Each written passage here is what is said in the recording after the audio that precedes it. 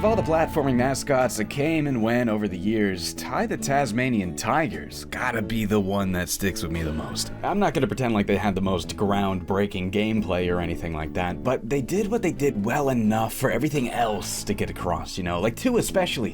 They were these fantastic little capsules of Australia that really got across the wonder of the outback and the personality of every goofy critter that lives there. On your mic, you did it. It was just this amazing combination of great character design, delightful music, iconic sound effects, and that open-ended exploration that got you using the kit you've been building along the way. It all made for a series that, you know, in spite of its fumblings here and there, stuck itself to my brain like glue. I guess if I had to describe anything as like greater than the sum of its parts sort of thing, it would definitely be these 2 games right here. Ty 1 was an okay Kazooie clone with decent mechanics and some pretty good original ideas, you know, all of the boomerang throw-in actually made for some pretty inventive ways of interacting with the stuff around you. But it was Ty 2 that really nailed this sense of world, man. Like, you had memorable characters on every corner, and oh my god, the town hub area, like where every single character would just stop and say hello. G'day, Ty. Hello, Ty. Greetings, Ty unit. Burramudgee is still gotta be one of my favorite 3D platforming hub areas of all time. It might even be my favorite one, actually. I really struggle to think of very many others that just like feel like home in quite the same way. The second game also introduced a neat little mission-based structure that really had you getting out there and bouncing around the map, but to me, Ty is always at his best when you're just trotting around on foot and using all the different types of boomerangs you've collected to help you find collectibles and stuff. Looking around and using everything you got to find all those bilbies and orbs and thunder eggs, whatever the heck. That was really the best part of these games, and because of which, going for 100% actually ends up being more fun than doing the main missions. Now, the third game people don't really talk about as much. Like, these 2 are easily B-side classics of their time, but Ty 3, it was that awkward, forgettable entry that just had to lean into all of these distractions and mini-games and tiring mechanics that, well, yeah, I remember really hating it. But that was 10 years ago. Like, I have since beat far, far worse games. You know, my scope for what's actually terrible has been vastly broadened by now. And, you know, I've since revisited Ty 1 and Ty 2 as they both had those HD console re-releases. And, you know, going in with a far less cynical, funny tuber brain rot mindset, I really ended up appreciating these games a whole lot more, and I came away from them loving them more than ever, 2 especially. But they never gave this one that same HD console treatment. I waited a couple of years for them to bring this one back too, so I could re-review it as well. But instead, it seems like they skipped it and ported that 2D Ty 4 game. Maybe they didn't think 3 held up like the first 2 and wasn't worth the effort, or I don't know, maybe they're giving it a more thorough redesign job. Kinda doubt that, but I don't know, they never brought this one back.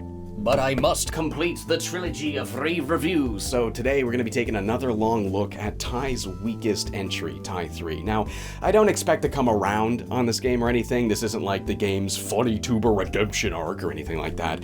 But I just want to be real about it this time. I just want to focus on making sense of it instead. You know, like what did work, if anything? What could have worked? And, of course, what exactly went wrong here? Now, while 3 hasn't received the full rework like 1 and 2 did on consoles, all 3 did see HD ports on Steam a while back, so, you know, I played it on GameCube back in the day, but if I'm gonna replay it for a new review, I may as well be playing the version that looks a little smoother and cleaner. It's the only of the 3 that's not dick-compatible, though. That's a bummer. I'll have to play it on my computer. And I tried, like I always try anyway, and yeah, it always crashes on a handful of loading screens and a handful of cutscenes, so I'm not getting anywhere on Steam Deck. But that's fine, I could still plug in an old GameCube controller for old time's sake, and you don't need to click in the sticks, and you only need 2 shoulder buttons, so it's fully playable with this controller, even the PC version. You're not missing out on any buttons or nothing, thankfully. But anyway, it's enough hardware talk. Why don't we finally boot up Ty 3 and really give my favorite little tiger one last revisit. Ooh, it's the spooky one, Night of the Quinkan. He got this like Luigi's Mansion sounding version of the main theme. That's kind of neat, accompanied with all these spooky eyeballs and lots of purples. It looks like this time we're gonna be saving the Outback from something a little bit otherworldly. Wait a minute, where's the wicked sick intro? I thought there was like, wasn't there like, okay, hold up. I'm gonna pop in the Xbox version real quick. Yeah, no, there it is. Yeah, there used to be this wicked sick intro showing off all the characters, and it was really well animated and everything. You got Shazza, and you got, oh, there's the Deadly Rang, it's Sly. You got Dennis, you got Maury, you got Ranger Ken, you got Julius, he's the one that makes the boomerangs. CRABMERSIBLE, that's new, I wonder what that is. Oh, we got Vroom Vroom, the Shadow Bunyip. Oh no, a fighter jet, that's a Gunyip. Yeah, then we got Fluffy, #1 henchman, and there he is, Boss Cass. And it ends with like, oh, all the evil eyes, Ty's in the dark, what's this new villain? And Ty's like, oh, I got it, and he just winks at the camera. I don't know why this is not in the Steam version. Like, it was such a good and fun way of quickly showing you the cast before you jump in. Oh, here's an idea. Let's go to extras, intro video? Yeah, it is still there. You can still watch it in the extras, it just doesn't play normally when you boot it. I don't know why they did that. Oh no, this is a bit different. They also splice it with gameplay as well here. Huh. Oh, original attract video. I bet that's, oh, no. Oh, this is also just gameplay. Okay, we get it, James. Stop fiddling with the menus. Okay, new game. Ty, Sharon, I have some bad news, my friends. Oh no! What's happened? So, you remember the Bunyip Elder from Ty 1? He is once again visiting Southern Rivers to enlist the help of Ty and Shazza because his home, the Dreaming, is being taken over by an evil pack of critters called the Quinkan. They're pretty adorable, but they want to bring death and destruction to the place that the Bunyips call home. You must come with me to the Dreaming. Immediately, a 2-second cut of them walking to a portal, and we're there. The Bunyip Elder then explains that the Quinkan are super duper invincible. If we go to fight with them, we're gonna die. Unless we exploit their one weakness. Only by using the rare Shadow Bunyip Stone will you have the power to counter their evil. In the tower, it waits in the form of the Bunyip Gauntlet for the one who can wield its power. You beauty! And finally, it's the intro stage. So just like Ty 2, this game starts off with a little linear introduction level, just to kind of show you the ropes. This time, instead of Bush Rescue responding to an effort to break Cass out of prison, you got Ty and Shazza taking part in an all-out war between the Quinkan and the Bunyips. And they really do sell the set pieces here. You got this beautiful skybox, Bunyips blasting away to defend their home, and civilians running past you for cover. It's a lot going on. It's actually pretty cool. A handful of hallways of bopping bad guys later, and we stumble upon that Bunyip Gauntlet. Fits like a glove! Ty, it is a glove. With this in our hands, we can now deal damage to the Quinkan, which you do by going up to them and whacking them with the boomerang. Why are we whacking them with the boomerangs? Aren't you supposed to throw boomerangs? No, you're doing like melee combat? Oh no, oh god, right. Repetitive, button-mashing, mindless melee combat. It is coming back to me why I didn't like this game very much. Another hallway of havoc later, and whoa, we're already piloting the Shadow Bunyip, damn. So in Ty 2, you only got to use this thing in the very last level, so showing us that we can expect this thing from the beginning this time. That's actually pretty cool. You know, it feels like the stuff that happened in 2 stayed happened. Like, we got that after a long journey last time, but this time it's already got. One more eensy-deensy hallway, and then we're in a big blue room with all this ancient evil purple nurple blasted all the way with the Shadow Bunyip super-duper lasers, and the portal summoning the Quinkan closes up, saving the Dreamin' from invasion. The Bunyips are forever in your debt. No worries! With the new power this gauntlet bestows upon you, it would be wise for you to stay and train with us for a time.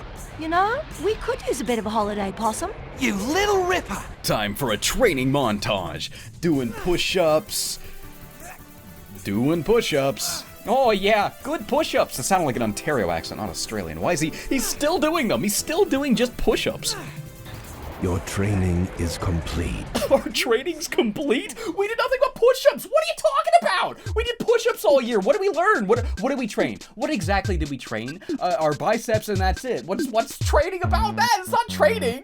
We didn't train. So I think what happened here is they probably wanted to do a more ambitious training montage, but you know, development time and restrictions, and I'm sure they probably only ended up making the one animation and they just kind of had to make do with that. And then what do you get? You get a cutscene where Ty does nothing but push-ups for 6 whole months, and he's like, your training is complete. Well, after spending a whole lot of time in the Dreaming, Ty and Shazza decide to go through the portal and finally head home. Remember all you have learned here, my friend, and hope that you never need to use it. I hope you never need to use those friggin' push-ups, Ty.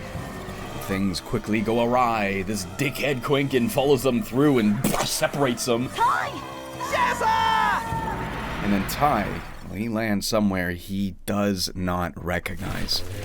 What is this place? Ty is met with a desolate wasteland overrun with zombie frills and Quinkan. No! But then, Tiger Cool Guy Badass Man comes to save our hide. Don't worry, Tiger. I've got you covered. What are you doing out here on your own? You must either be incredibly stupid or worse. No, you're right. No, it's really stupid. Ever used one? Once or twice.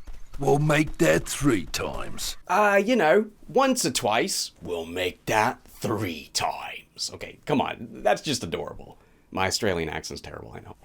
And now we have a second quick little intro mission, just to fend off the frills and the Quinkan while helping Ridge, that's the badass tiger's name, Ridge. You gotta help him fight his way through the barrier and secure the safety of the General. Let's see if those Quinkan can get through the town gates.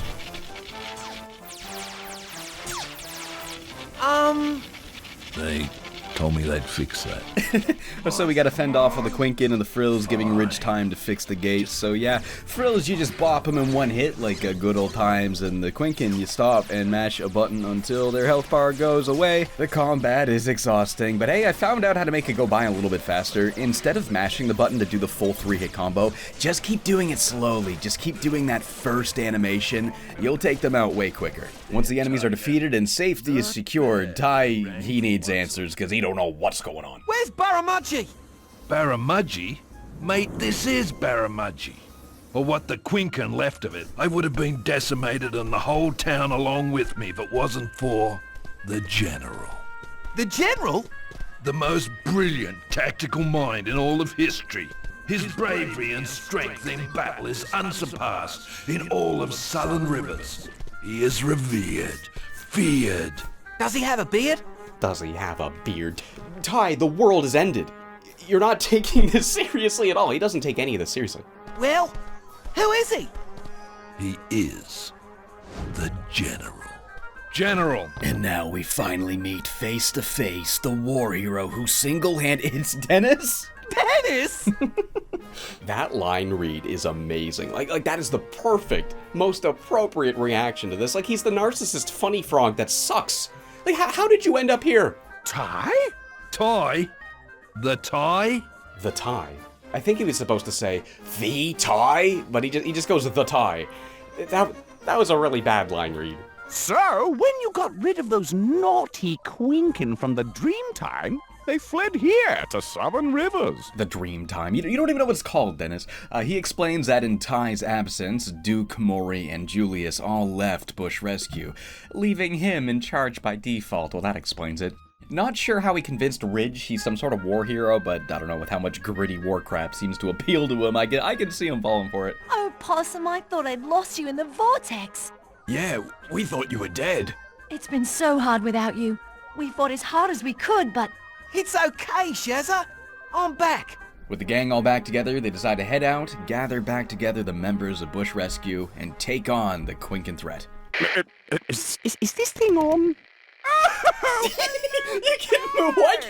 Why can't you wiggle them around? It's like Metal Gear Solid 2's codec, so you can mess with the camera. You can do something like that here, and it's yeah. I do this every time. This never gets old to me. And yeah, instead of Maury calling you on the radio, we have Dennis doing it now, giving you the sit rep, what missions are available to do and whatever. But throughout the game, you will unlock more people that'll call in, which is it's sort of cool having them expand that instead of having it just one character calling you all the time, like it was in Ty 2. Okay, we are now finally free to wander around and start tackling some missions. I guess we should probably check out New Burramudgee first, though. This is the new hub area after all, and it's not bad, but man, it is nowhere near as packed with characters and detail as it was in Ty 2. But it is still kind of neat. Like, I do love seeing the ragtag scramble to rebuild out of whatever they had laying around, you know, like they really nailed the sense of improvisation. You got a little tent over here, an RV lodged up here. This is cool. You got like a whole set of stairs stairs made from a busted mall escalator. Overall, though, it is pretty scaled back. I do like the verticality of it, how it fits into the ladders and cliffs and everything, but there is a lot less collectibles to find, way less people wandering about, and far less things to do in general. Still got the rank shop, once again run by Ty's folks, and the shop you buy Bunyip gear at is now run by Shaz's sister. I'm Naomi, Shaz's little sister. When the Quinkan came, I moved here and set up this place to sell Bunyip parts. Oh, if there's anything I can do to help, just give me a yell, okay? It's pretty cool seeing them do a little bit more of this character, because before she would just walk around Burramudgee and maybe have like 1 or 2 optional lines. It's a beautiful day today, isn't it? But now, in addition to running a shop, she even has a little bit of story presence as well. I think Sly might get a bit lonely. I was thinking of introducing him to my sister Naomi. She's just moved into town and doesn't know very many people yet. Well, it is sort of a background detail, but it's still there and I do still appreciate it. I mean, there's a lot more characterization in general this time around. I wonder sometimes how things would have turned out if I was the one raised by Bilbies, and you were the one that worked for Cass. I mean, would the Quinkan have invaded? Would you have ended up with Shazza? Oh dear, Sly. He's completely evolved from, the ex-villain, edgy big brother character to this, delusional, lonely guy who thinks he's the one in a relationship with Shazza. And that really is one of the biggest strengths of Ty 3's hub world, is that, while there are less characters to see and talk to, the few that are here have way more dialogue than before. We're having a real problem with nutrition in young web-toed pond skimmers. When I tell them that regurgitated raw fish fresh from their mother's stomach is the best thing for a growing waterbird, they tell me they'd rather starve. Ranger Ken's still hanging around, and you'll get a lot of comical conversations about wildlife each and every time you talk to him. Oh, and Ridge's dialogue is actually pretty good. I've worked out the secret to bravery. All you have to do is to be completely unafraid by any situation, no matter how scary it is. Now off you go, Tiger. He's always giving you all these pointers on how to be more badass, but it all sounds like something a 13-year-old would say. You'll need your own catchphrase. How about, you've been bush rescued, or this case is all tied up. Man, I'm really having the same realization I did when I made that new Ty 2 video. It's like, I used to make fun of this stuff for trying to be edgy. Like, what was I talking about? This is clear as day to me. Always meant to be making fun of that sort of thing. It's a parody, it's tongue-in-cheek, and it's really great. If anything, actually, I think the writing in this one is particularly good. It was actually getting chuckles out of me all the day. Ridge isn't a badass version of Ty because Ty needs some sort of badass replacement. No, he's there to show us how little we need that, because he's like, oh, you want to be cool? You gotta do this and that. And then Ty's like, alright, I'm not doing any of that. Because edginess was a big trend when this game came out. Games were all getting darker and more serious. And Ty 3 looks that in the face and goes, that is just silly. Which means, kind of, in a general sense, Ty 3 is counterculture. That's really interesting. Anyway, I guess I'll show you who else you can talk to here. You also got this, this adorable little koala guy who will go on and on about how much he's gonna help Ty save the day, but it's like, no, you're like 6. I'm not afraid of those alien space things. If any of them come near me, I'll show them how fast I can run. Oh no, even Lenny the liar bird made it, and he's still lying. He's still lying all day, every day. And that's when the Quinkan abducted me. They beamed me up into their flying saucer, and they probed me with all sorts of questions. And then we went cow tipping. Oh, good times. I love talking to him every time you come back between missions, because there's more stories you can hear, and there's so many of them that you can listen to. I invented a chess move that ate his bishop, turned all of my pieces into queens, and put him in checkmate all in one move. I was given $1 million. True story. It's all really great, but oh my god, thank goodness they got him away from the children. Remember in Ty 2 when he was just talking to the kids all day? I can't even begin to imagine what those poor kids are gonna grow up believing because of this guy. You remember that age, right? Like when you're 5 or 6 and you don't know anything yet. So everything an adult tells you, you just trust that. You just believe that. That's just how things work. How do they think the world operates? What do they think of history? What did Lenny tell them? Like, oh, JFK, yeah, he's still alive. alive. In fact, he lived to be 133. I know the guy. Yeah, we still celebrate Christmas every year. Oh, Christmas. Yeah, the origins of Christmas. I was there too. I saw Jesus humping Santa Claus, and that's how Christ was born. And you might have noticed that many of these characters have significantly improved models and animations. Ranger Ken is more lively than ever, and I really love how Sly's design has moved further away from Ty's. Before he kind of just looked like a grumpy Palette swap, but here he feels more like his own character. The snaggle teeth, the droopy eyes, and a bumbling posture that feels very different from yours. Ty himself has also seen a slight redesign, you know, nothing too much, just a belt and a little bit of a longer scarf, and God, man, I remember making fun of this for like no reason 10 years ago. What did I say? Ty's updated design is also pretty dumb. They just put more shit on him in an attempt to make him look cooler. How can I look cooler? Bingo! Oh my God, my voice sounded so different.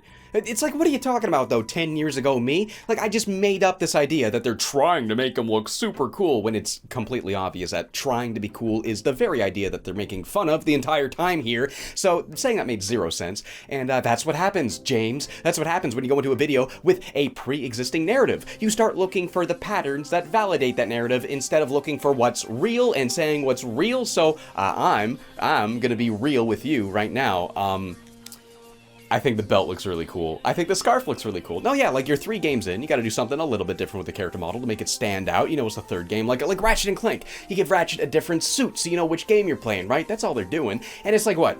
1 or 2 more shapes, it changes the character model a little bit without changing the silhouette too much. It is good and fine. It's great looking, actually. Also, I do like the pants. Like, they look just like something I would have worn on like a family camping trip to PEI, where I'm like on the beach and I'm smashing rocks together, and I hit my thumb like really hard, and I smashed the thumbnail like clean off. Like the whole nail actually completely came off my thumb, and there was blood everywhere. It was like some of the most pain I've ever been in my life, like 8 years old or something like that, and it was horrible, but I was wearing shorts like that, so it was awesome. Now, while the character models and animations when you're just talking to them in New Burramudgee looks way better, the cutscene animation is noticeably poorer. Characters are nowhere near as expressive, often cycling through simple canned animations and all these stiff head turns. There are a few cutscenes that do have the level of animation you would expect from Ty 2, but overall, it does feel like quite a downgrade. Though there are elements of the presentation that really shows how much they gave it their all, like the choice in colors is really beautiful. It may be a post-apocalyptic setting, but instead of draining out all the color like you'd usually see, they instead used it as an excuse to explore the Outback's beauty with a different color palette. All of the purples and greens, the swirly clouds and everything, they did a really good job giving this one a distinct visual identity of its own, while avoiding having that identity be something forgettable. Well, I'd say it's high time we get the heck out of here and finally start tackling those missions. So yeah, just like the second game, it's the same driving overworld to mission game structure. But now, the missions come in 4 flavors. The main on-foot boomerang throwing gameplay, the Bunyip Missions, the Gunyip Missions, and the kart racing. Let's start with the Ty gameplay, of course. So, you know, the controls and moveset are completely untouched from the first 2. They're exactly the same. Throw up to 2 boomerangs at once, so you can lock on, you can jump, glide, and of course, the bite. The real big new thing here is the ability to swing the boomerangs like melee weapons, which you do just by hitting the same button that normally throws them, just when you're close to an enemy. If you're close to an enemy, he'll automatically swipe with them instead. Which, you know, it being on the exact same button is pretty annoying, because now whenever I want to throw boomerangs at anything that's close to me, he'll instead swipe at them. And it just doesn't feel as good as throwing the boomerangs. Like back when you just threw the rangs, it felt so instant, and that instantaneousness, that was a big part of why these games felt so good to play. But now when I break crates, I get these stiff animations that don't feel nearly as good. Frills and other non-Quinkan enemies can just be taken out with the boomerangs and the bite just like normal. You will still make plenty use of the old 1, 2, 3, but Quinkan will not take damage from boomerang throws. That's when you're going to have to whip out those new fighting moves. And yeah, it is a total pace killer, dude. Like the combat used to have this flow, right? The attacks were ranged, so you could focus on moving the character out of the way at the same time and weaving around between the throws. I mean, you only got 2, and then you had to wait for them to return. So you're also thinking thinking about when to time that bite move. It was smooth, it had balance, and most of all, it was fun without wasting your time too much. With this melee though, you're just stopping in your tracks and watching animations. No dodging, no movement, no gameplay, just mash the button until the health bar depletes. I guess you can do this flip jump over them, I guess to dodge sometimes, but it still feels like this stiff and weird canned animation. It doesn't feel like, say, like dodging in Ratchet and Clank or a Rayman game. That's how it feels when you're throwing rangs and locking on like before. But this feels like you're locked to animations. It hardly feels like you aren't doing anything. Again, the fastest way to deal with enemies, or the Quinkan enemies in this game, is by just spamming the first animation in that 3-hit combo by mashing the button a little slower. And that is the only thing you can do different. That is it. It's not like when you're locked on, you can still move and you're throwing boomerangs and 1s and 2s and maybe throwing a bite for a 3rd, and the timing of that bite, deciding when to place that bite, and deciding the frequency you're throwing the boomerangs, there's a rhythm to it. There's decision making to it. There's freedom to it. Especially moving too. It's like, am I gonna pull back? Am I going to jump diagonal forward, right? There is none of that freedom. There is none of that decision making when you are locked to animations that occur in front of an enemy, and the only thing you can do to optimize what's happening is by changing the frequency you're pressing the buttons. Yeah, combat is still garbage. Pure garbage.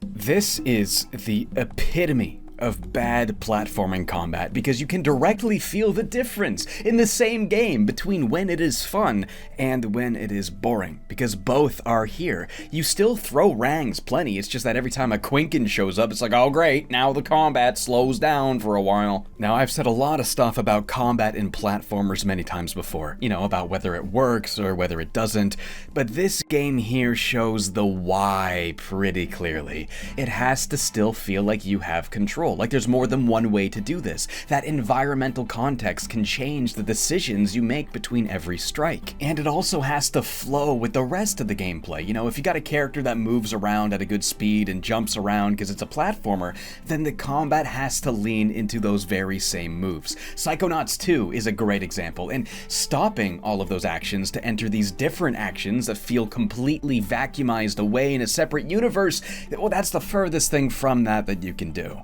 However, there is one thing about this that is super interesting that I never knew about this game before, was that while the combat sucks, and yes, it does very, very much, it only ended up affecting about 15% of my playthrough, because another mechanic they introduce here led me down this interesting path of experimentation. One that ended up destroying the bad combat and made the game's overall enemy encounters far closer to Ty 1 and 2's. That's right, the custom boomerangs. You know, I never really bothered with these much before, but holy heck, I'm really appreciating just how cool of an idea it is this time. Okay, so elemental boomerangs, you remember those. They work very differently in this one. In Ty 1 and 2, there was just a whole bunch of different boomerangs you could find or buy, and you stack up this arsenal that could deal with all sorts of different things. Fire, ice, rocky things you gotta blow up, grapple points, invisible platforms, all sorts of stuff like that. Ty 3 does not have any of those boomerangs in the traditional sense. Instead, we get a rang chassis, a body that we can fit our very own Bunyip stones, creating our own multi-purpose boomerangs. You're gonna find these stones all around the world as you explore, mostly fire and ice stones, but there's zappy stones, magnet stones, multi-stones, all sorts of little modifiers that will add an element or behavior to the boomerang you place it in, all of which borrowing an element from one of the boomerangs in Ty 2. The multi-stone, for example, is based on the multi-rang, which allowed you to throw a whole lot more boomerangs than you normally should. Here, it doesn't have that exact effect, but Ty will get the boomerangs back sooner if you have one of these on there, so you can throw them more frequently. And that stacks too. Many of these quirks can be exaggerated as you put more of the same stone in the boomerang. Yeah, see, with 3 multi-stones, I'm getting them back even faster. Even the Lasherang is a body that you can equip a custom stone into, so you can make a fire Lasherang or an ice Lasherang or a Lasherang that's a magnet and pulls the opals towards you. The magnet stones are super helpful. Throw enough of them on there and you can even get like major collectibles too. I didn't know how to get up here, but then I put like, what if I put like a bunch of magnet stones? I'll just be able to grab that chromium orb and it it actually worked. It was cool. It felt like I figured something out all by myself. Ultra Stones give it the Infrarangs abilities. You place one of these in here and you'll start to see invisible stuff in first person. Place 2 and then you'll just see it in third person. Place 3 and you give every major collectible a tall vertical beacon, making it easier to track down. There's Warp Stones that'll let you grapple up to the warp crystal point things. I don't know what they are, what they're supposed to be.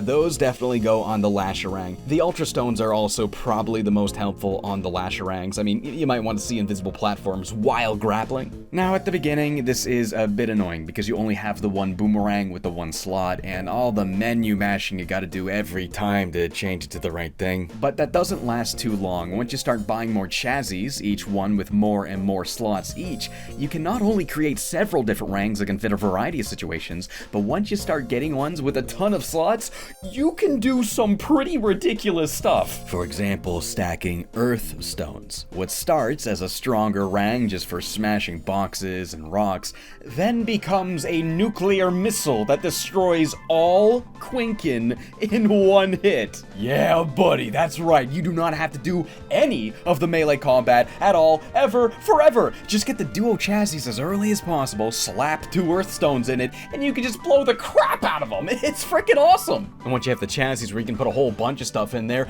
go nuts. Make it explode, make it be able to be thrown faster, and make them magnetic so it brings all the opals to you. It is so freaking cool how much you can do with this. Oh, it's a pretty darn good thing. I found that out too because there's a lot of fighting in this game.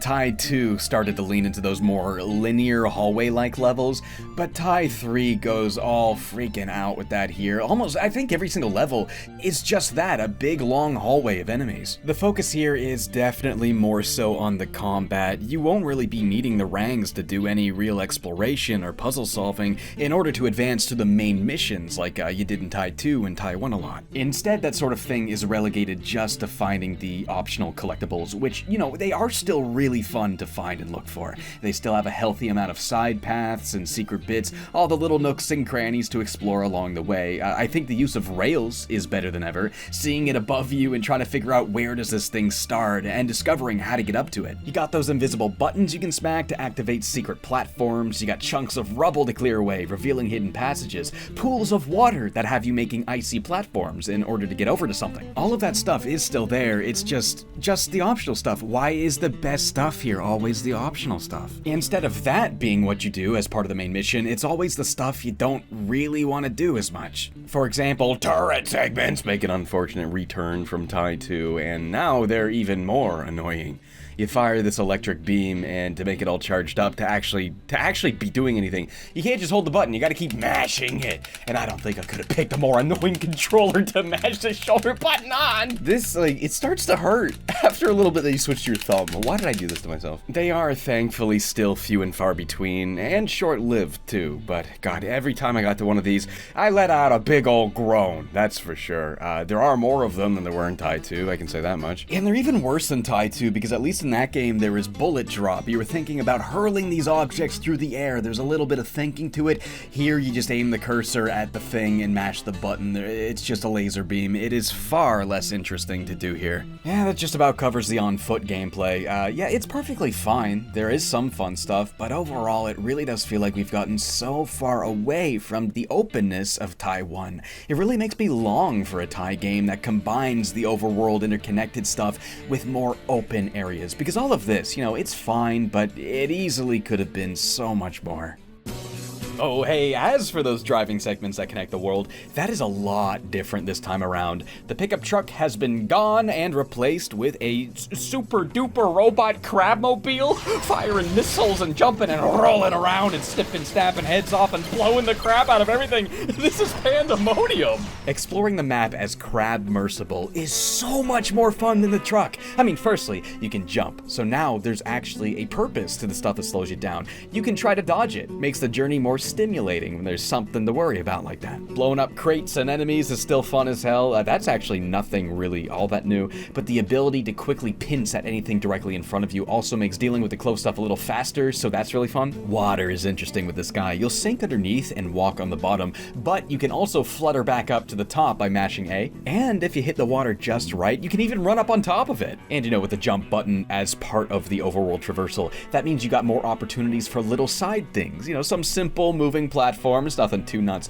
but it's pretty challenging in such a goofmobile. I love the way the legs will grab the sides of it and you just barely get up on top of it. If anything in this game does feel like an objective upgrade over the previous one, it's the fact that you drive the overworld with CRABMERSIBLE instead of that truck. It's pretty fantastic, I can't lie. Now, unlike Ty 2, this game actually has 2 overworlds this time. Yeah, so in Ty 2, Southern Rivers was this huge sprawling map, but this time around it's split up into 2 smaller ones. At first you'll just have access to the main outback area, but pretty soon into the game you'll then be driving around the marshlands as well. And interestingly enough, this side of the map even has its very own hub area, Cassopolis. Yeah, that's right, instead of being the big final level, Cassopolis this time around is just another town that you can visit, complete with another boomerang shop that has even more stuff you can buy. Hey Keith, look, it's Ty. Sneath and I thought you were dead.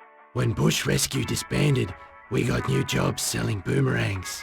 We were a bit concerned about selling them though. We were afraid we'd get a lot of returns. A really good way to bring these 2 characters back, though. I really do like that. Naomi also has the same shop here, too. How are you existing 2 twice at once? How do you do that? Just like New Burramudgee, there is a couple of side things to do, some collectibles. This one here, though, is just ridiculously hard to get. You step on this button here, and then the platforms all start coming out really quickly, and you barely have any time to react, but you gotta go this really long stretch, and I don't know, at a point it just feels like I always fall behind with the timing. Like, no matter how fast you try to do it, it keeps going out of sync against my favor. I actually thought I was doing something wrong. I actually thought I was missing some extra element, but no, after trying like 500 times, I just kind of got it. I think this is what you're supposed to do. I think they really just made it this hard for some reason. There's no other obstacles in this game that are close to this hard, so I don't know why this one random one is just a big middle finger to the kids. And of course, there's even more characters you can talk to here. This is where Psy now resides. You are now logged on to Psy. You have 1 new email. Also, do you remember that Bat Lady boss from the end of Ty 1? Her daughter is hanging around here, and she's actually a pretty adorable NPC. It's tough being the only nocturnal animal in Cassopolis. I've had to learn to get up at bedtime and to go to bed straight after breakfast. Then there's the walking around. Everything is all upside down. Dennis's niece is also here, and talking to her is a nightmare. Hey, party boy! Must be fun working with Uncle Dennis. I love his uniform.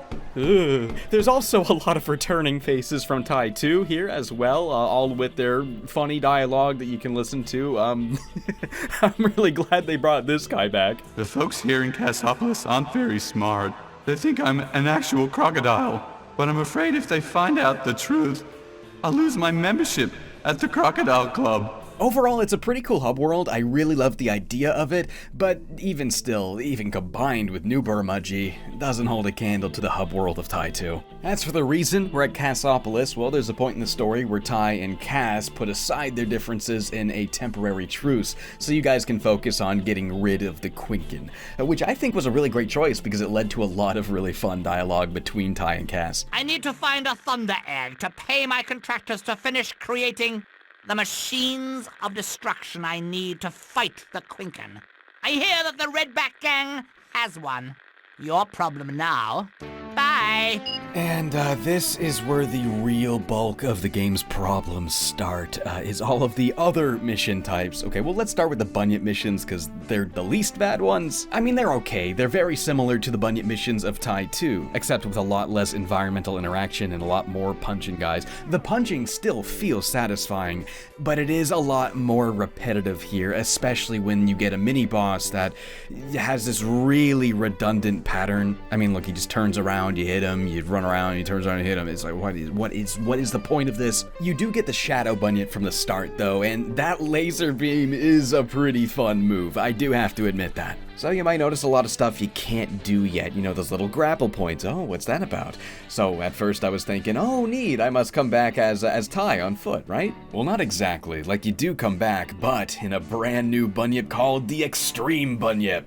It's basically a souped up version of the thermal Bunyip from Ty 2, an extreme conditions vehicle that can resist so much heat that you can swim through the freaking lava. I always thought that was a really cool idea, and yeah, you'll be doing a lot more of that here. Now, the thermal Bunyip was a search and rescue vehicle. It had water cannons for dousing flames. This one's a freaking war machine. You've got these explosive weapons for blowing the crap out of Quinkan and blasting open secret passages, and it also has a grappling hook, which is, I don't know why, it's really weird to aiming. It always goes either above or below where it looks like you're aiming. It's not like the most annoying thing in the world, but it's kind of weird that it does this. These stages I'm pretty iffy on, like they're okay. Extremely easy, yeah, but you know, they're also kind of a fun power trip to have every now and then, and it is still fun looking around for the bilbies. I liked having to swim in the lava, looking for the tunnels. But they really do begin to drag at a point. They're just so slow moving and full of all of this repetitive fighting. Not to mention, every extreme Bunyip mission is just a level you already beat in the Shadow Bunyip. You're just going through it again and doing slightly different stuff. But it's easily the fact that you can't leave the vehicle anymore that really kills the pacing. In Ty 2, you'd be using this Bunyip to be going through lava, tackling extreme conditions.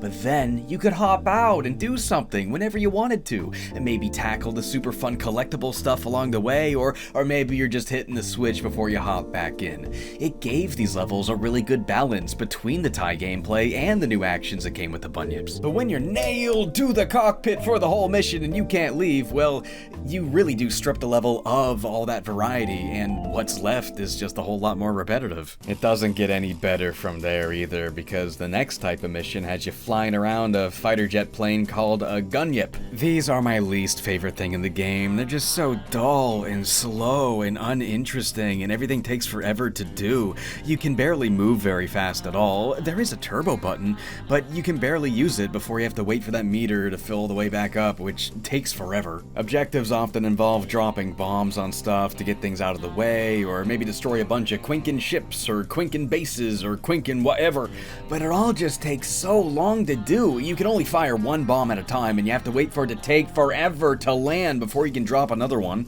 It's just not good, plain and simple. It's just slow and boring. That's all I can really say. And it's like, why are we doing this? I'm buying a platformer to play a platformer. Why throw this random jet plane stuff at me out of nowhere? It's so weird, man. Like, I don't know why so many games around this time kept introducing random offshoot types of gameplay as the series went on. I mean, by Spyro 3, you're playing first-person shooter levels.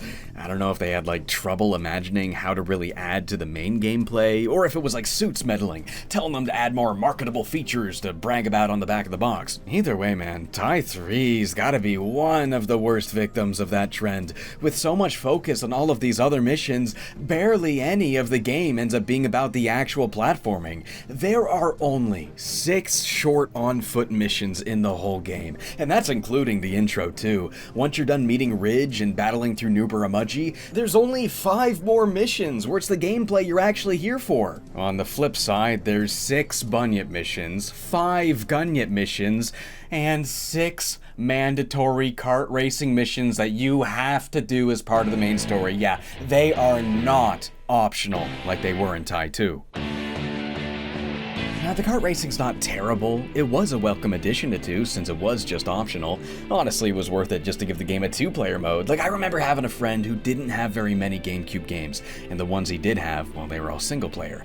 Except Ty 2, we could play the racer together, and, you know, when you're a kid looking for something to do, that is a really fantastic thing to have. If that's what it was here too, then it would once again be perfectly fine, but why is this part of the main story? It screams padding. Like, when you take what used to be a side thing you didn't have to do and force it into the main parts, it really comes across as just like time wasting because maybe they didn't have as much game here, so I don't know, make them have to do those parts of the game. Not really a whole lot to say about them. They really are exactly as they were in Ty 2, except some of the missions you gotta collect stuff along the way. Thankfully, they're not hard missions or anything. They only really took me like 1 or 2 tries each, but it's still so annoying that I have to do something so different from what I want to be doing. This many times too. Like, they wrote put in this new character group called the Redback Gang, I guess as an excuse to why you have to do racing, because there's points of the story where they have something you need, and they're always like, I'll race you for it, so you race them for it. I guess I kind of do like the running gag where each time you beat them, you learn another one of their real names. Leave me alone!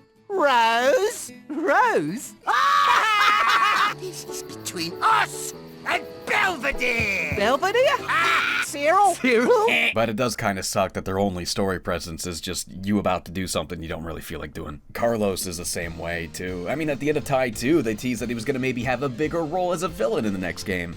But no, he just ends up being the host of all the annoying arena missions. Oh my god, I almost forgot about these. I guess they kinda count as on-foot missions, but they're not like a level or anything, so I didn't count them when I was talking about how many missions there are earlier. But yeah, this was something that was optional in Ty 2. Julius would set up a combat course for you. I think you had to do it once, but that was it. But no, here you have to do it a whole bunch of times, and it is just as tedious each and every go at it.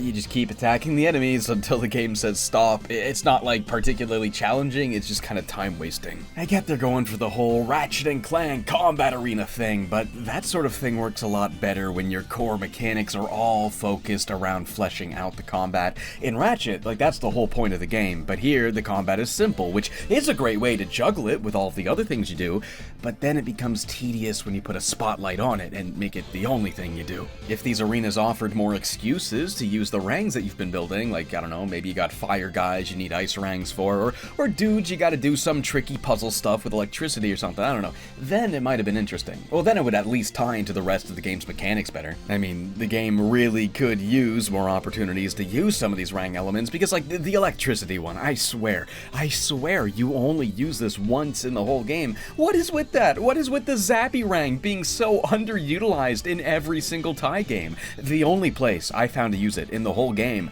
was this generator in New Burramudgee just to power some platforms. I honestly do not think there is a single other place you can use this. Well, I guess all that's left to talk about are the boss fights, and yeah, you know, these were always simple. There was never really a whole lot to them, but god, some of these here barely even feel like a fight. Well, these guys here, mostly. I mean, just look at this. You wait for him to turn his back, like, yeah, he's totally just gonna do that, and you hit him, and it's literally just that, on loop, over and over until you win. I showed one of these earlier in the Shadow Bunyip part, but you fight these things a whole bunch of times. Get ready to put on that song and dance over and over throughout this game. Sometimes you have to shoot lasers at them, but I already told you what I think of that. The one where you're being chased by a giant Quinkan's pretty fun. Slamming down the gates on the guy is pretty satisfying, and the second phase where you're playing jump rope is actually pretty fun too. This one's perfectly fine. I hated the one against the Dragon Quinn though. You gotta do it in the Gunyip, so expect a slow-moving, uninteresting fight where you just kind of slowly go over to him and slowly drop the slow bombs to slowly beat him, slowly. The underwater fight with the giant hermit crab's not too bad. See, when you're flying all around the place, it's actually fun when there's some speed to it, some heft to it, like it feels like you're actually dodging the beams here. The battle with Fluffy early on is super simple. Just dodge her attack and land a blow when she's vulnerable. More or less the kind of fight you'd expect from Ty 2. This is your first encounter with Fluffy in the game's story, but you will quickly team up to battle the Quinkan together, and honestly, it's kind of cool seeing Fluffy from a new angle like this. She's less of a villain this time, and more of a friendly rival. Cass Lover here thinks she can get more Quinkan than me. She's delusional! You'll even see her warm up to Ty quite a bit after a while, even saving your hide at one point. Boss Cass, on the other hand, will boss you around like a total jerk. I'm in charge, and you do as I say. I don't care. Just tell me where they're keeping Shazza. While the story does have some fun elements, like teaming up with Cass and stuff, overall there's not really a whole lot to it. After you've gotten Julius, Duke, and Moriel back into the picture early on, every mission just becomes focused on stopping the Quinkan in some shape or form, which I didn't really find as interesting as Ty 2's story, because there, every major story beat is spaced out between all of these fun bush rescue missions where you're helping out all these silly and weird characters. But here it's always like, the Quinkan are doing this, stop them, the Quinkan have that, get it. There's a part where Shazza gets kidnapped, I guess, for some drama. And for the first time, Gooboo Steve even wiggles his way into the main story. Do you know where we can find the Quinkan expert? His name is Steve too. If we don't find him, we won't be able to stop the Quinking. Oh no, not him. He's the one who tells them what to do. I better make sure my goober juice is safe. Oh my god, so every time he asks us about them, "You're not one of them, are you? They will take my goober juice." He's been talking about the Quinkan the entire time. And I guess there's also some nice scenes of characters reminiscing about the past, given their new situation working with Cass. I hate doing these jobs for Cass. Makes me remember all the bad stuff I used to do. Don't worry about it, mate. You've more than made up for it. But overall, I didn't really find it nearly as memorable as Ty 2's story. I mean, before you know it, you're already on the final quest to find all the Shadow Bunyip Stones. You need these to make a super duper rang that can take on the Quinkan King. Doesn't take too long to get them all, and then it's on to the final mission. So yeah, spoilers. If you don't want to see the last level and the ending, skip here. It's a big ol' three-parter, beginning with a long and exhausting Gunyip stage. You don't even actually have to shoot anything, just fly to the end and you got it. Then we have one big, long final battle all the way up to the final boss. Again, you don't actually have to fight anybody, you just run past everybody and that works all the same. And here we are, the final showdown. This is it, Quinkan. No one wants you in Southern Rivers. Not everyone would agree with you, Ty. A Quinkan-possessed boss Cass explains that Cass was the one who summoned the Quinkan to begin with. Oh, a classic Eggman summoning chaos and then losing control over chaos situation. In order to defeat you, I've taken the form of the most powerful being on the planet. Which apparently is just Ty. We're the most powerful being on the planet? Well, I don't know, or a purple critter that looks like Ty. Mirror match, that's cool. Like Dark Link. Except I cannot land a hit on this guy. Okay, well, sorta. It just seems to happen whenever it wants to, but I keep dying before I can really get in very many hits. What am I doing wrong? Oh, wait, did I just block? I had no idea you could do that. Yeah, if you block automatically, if you just stay still while targeting. Okay, well, it's a pretty easy fight after figuring that out. Just keep hitting them and blocking them, and eventually you get through that health meter. And what's a big final boss fight without a monstrous second phase? The Quinkan evolves into a great beast, one that fires missiles. You're scrambling to dodge by holding one direction. Yeah, this is actually still pretty easy. Pretty underwhelming for a final boss fight, actually. To Ty 2 at the same problem. Hey, but at least the set piece is pretty cool. I wish there was more to it, though. Like, remember when Ty 1 ended with guiding the boomerang through the tunnels and blowing up the Death Star? That was so much more fun. Here, you just wait until he's done his attack phase, and then he stops and allows you to attack the bright, glowing weak point. Do that a couple of times, and victory is yours. With the Quinkan destroyed and Cass free of its control, he immediately betrays us. Nobody moves! Once I've gotten rid of you and the Quinkan in one shot, I'll finally rule Southern Rivers! With things looking like dire straits for Ty and friends, Fluffy then throws herself in the way, sacrificing herself to save Ty. It's a bittersweet ending. Cass is defeated and the Quinkan are gone, and Southern Rivers begins to rebuild as a statue in Fluffy's honor is placed in New Burramudgee. And boom, there's the credits. Now, if you get 100% completion, which, wow, that didn't take me nearly as long as it took me in Ty 2, well, I guess there is only really like a tiny handful of levels to clean out this time. Then you get this extra little scene where Carlos picks up her tail. Oh, are we implying that they're gonna bring her back as like an evil clone or robot or something under Carlos's control? And who's this bunny rabbit guy? Are we teasing more evil Carlos? We just might never know. And hey yo, there we go, another one off that bucket list. I've always wanted to 100% this game. Ty 3 Night of the Quinkan. Yeah, that just about does it. Well, before we completely wrap up, I want to take a peek at something I saw here in the extras. Yeah, what could have been? Oh, Ty 4 2005. Were they making like a 3D Ty 4 at one point? They worked on it for 6 months. It's a gameplay of this, it's unused Shadow Gunyip transformation. Oh, that's oh god, Ty 4 Gunyip. Well, I'm glad that wasn't have been. I'm glad that didn't get made. A Ty 4 being just Gunyip Missions? Is this a prank? Am I getting pranked? Well, thank goodness that didn't happen. To be like, could you imagine if they made Super Mario Sunshine 2? Blooper surfing only? And that just about wraps things up. So, Ty the Tasmanian Tiger 3. It's okay. It's not as cartoonishly terrible as I used to always make it out to be, but it is still certainly the weakest of the three by a mile. Now, that said, there are a lot of good things in here that I did fail to give credit to back in the day. But, it is a crying shame that those good things just don't really blend into the overall experience nearly as well as the first two. My guess is that they had less time to develop this one. I mean, from the shorter overall length, to the smaller amount of on-foot missions, to the repeat Bunyip stages, to the shoddy cutscene animation, all the way to missions that used to be optional now becoming mandatory. I really get the impression that they just did not have as much time to make this one, and that led to a lot of repeat stuff, compromised decision-making, and loose ideas not getting tied. Take Julius, for example. He's barely in the game. After you save him from Carlos, he just vanishes. He goes off camera and he's gone. He's nowhere in Burramudgee. He never comes up in the story again. The plot just completely forgets about him the moment he goes off screen. And what about that cat henchman character that Carlos introduced us to? I mean, he made it sound like she was going to be watching Ty do the arena so she could take in his strategies and later on be a real formidable foe. But that also goes nowhere. Not only is there no way to fight her at all, but I don't even think she speaks a single line of dialogue in the whole game. It's a shame how half-baked this game feels, because Ty 3 actually does have a lot of really good ideas. Like having 2 hub worlds this time. That was really cool, but, you know, it would have been a lot better if they were able to be as fleshed out as Ty 2's hub world was. The Rang customizability is easily the best thing this game's got going for it, though. CRABMERSIBLE is also fantastic. If there's any 2 elements that should return in a new Ty game from this one, it's gotta be those 2.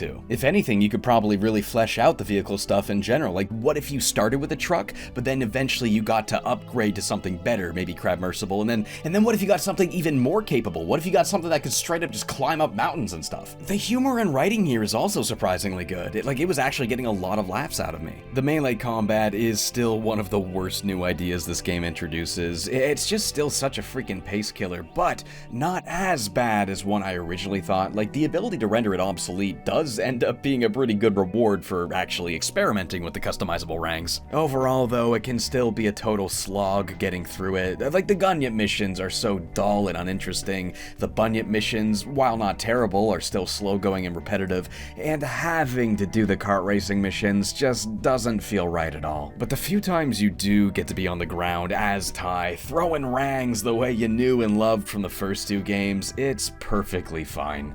Many times I found myself having a ton of fun with it, and you really do have the side stuff to thank for that, because otherwise it'd just be a linear trek to a boring objective. But no, yeah, this stuff is still there, and it still has you looking all around and using your custom rangs in a ton of different ways. If you want to get the most out of the best missions here, you really do gotta go for 100%.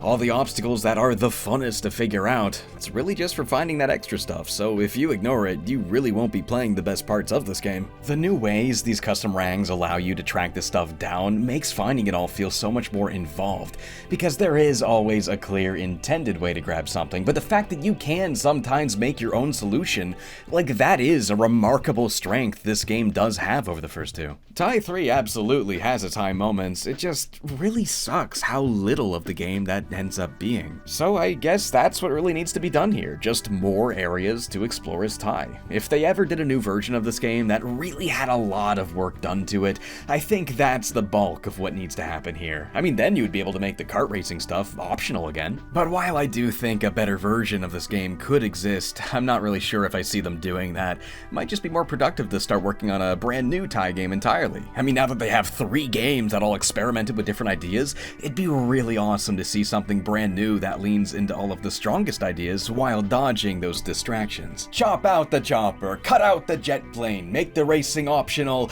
and give me those customizable ranks. Give me that open world. Give me more open levels. And give me more freedom. Just imagine a Ty 5 that has this huge area in Australia to drive all around, but what if instead of these designated stops that have a linear level with them, what if it was all just one huge world? What if you could hop out of the vehicle anywhere you wanted to refine your search on foot?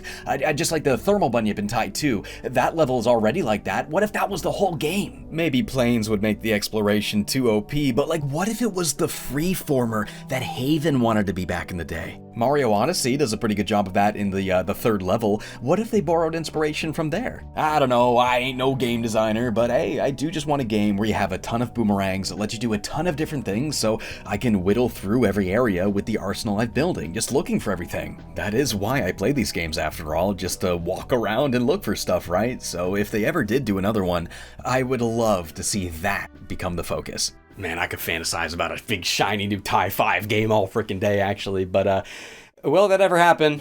I don't know. It's really up to Chrome. They have expressed interest in making a new Ty game before, so I do hope they do it, because seeing a Ty 5 that just kind of combines the strengths of the first 3 games while figuring out what kind of didn't work and what did, and just being this focused experience with a brand new, huge, big world to explore, like, that would be something really amazing to me. The director did say they would need a much bigger budget to pull a Ty 5 off though, so who knows, maybe it'll happen someday, maybe it won't, only time will tell. But hey, if you want to play any of these games right now, I definitely do recommend the first 2 to anybody that loves exploration-focused platformers. Stuff like Banjo, Gex, Spyro, I don't know, stuff like that. The first 2 are pretty much on everything now. They're on PS4 and 5, Xbox, Switch, all 3 are on Steam though. And while Ty 3 isn't deck compatible, the first 2 are, so hey, if you want to play Ty 2 at 60 FPS on the go, get the Steam Deck version. The Switch version of 2 is the only one that's at 30 FPS. I know some people care about that, so I figured I'd throw that info out there.